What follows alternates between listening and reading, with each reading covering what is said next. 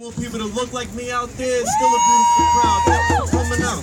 We do what we can. So I want to say, so my first racist experience in my life, I was 7 years old and I got chased out of a park by some white kids throwing rocks and stones. So when we talk about living with anti-blackness, when we talk about wanting freedom cities, we're not talking semantics here. It's real. Our realities are very real. You know, but I'm going to speak from the heart here. You know,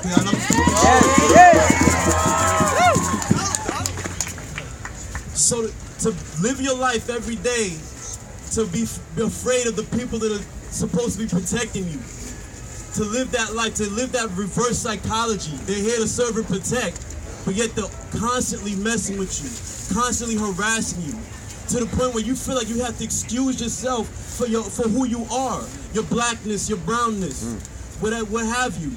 We have apologists out there, self-hating apologists out there, who believe that no, this is a good thing. We need police in our communities.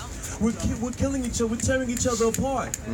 You know what? If you address people want to talk about black-on-black crime. If you address systemic racism, if you address mass incarceration, if you address all these things, you'll see how far down black-on-black crime will go. That's We right. just because we like to kill each other.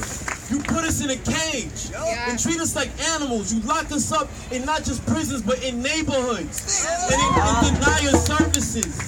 And you don't give us those services until a different shade comes into our neighborhood.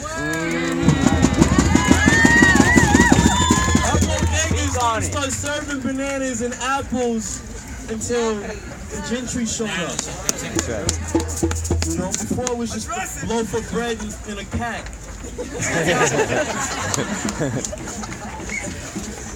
So this is the reality that we live in. When we talk about, that's my shit.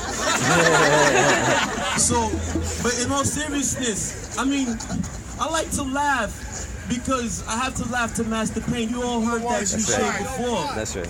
Right? Because we live with it day in, day out to the point where we become desensitized to it. To the point where we feel like it's okay. But if you've seen Usual Suspects, they tell you the devil's greatest trick was convincing the world that he never exists. And boom, like that, he's got you. So when de Blasio is talking about sanctuary cities, oh no, New York's a sanctuary city. These raids have been going on. The raids that he just mentioned, it didn't just happen today, it's been happening. That's right. So what are you talking about a sanctuary city? You know? The NYPD doesn't even listen to you. They're taking people off. You know? So he has to get his house in order if he really wants a sanctuary city, a freedom city. You know, where we can feel free to walk around in our own communities without feeling like, you know, I did something wrong just for existing. Where we don't have to make, like, where little mistakes will ruin the rest of our lives. You know, like I watch these shows about New York, and then usually, you know, when I watch the shows, it's usually some like yuppies that are, you know, kind of like going around and making mistakes in their lives and everything with no consequence. That's right. But for us, living the same kind of lifestyle, we have heavy consequences. Yes. I see people doing things that shit, man. I know people that did 2 years for that. Had their lives ruined forever. For nothing. For nothing, exactly.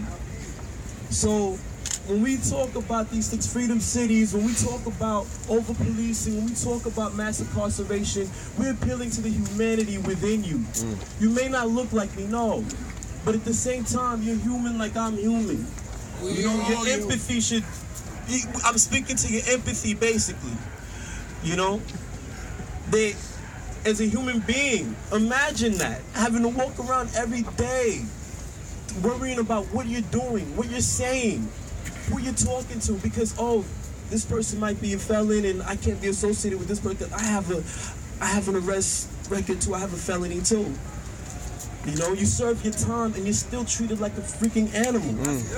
Amen. You know? So anyway, let's get this march going, y'all. Yeah. Let's get this freedom-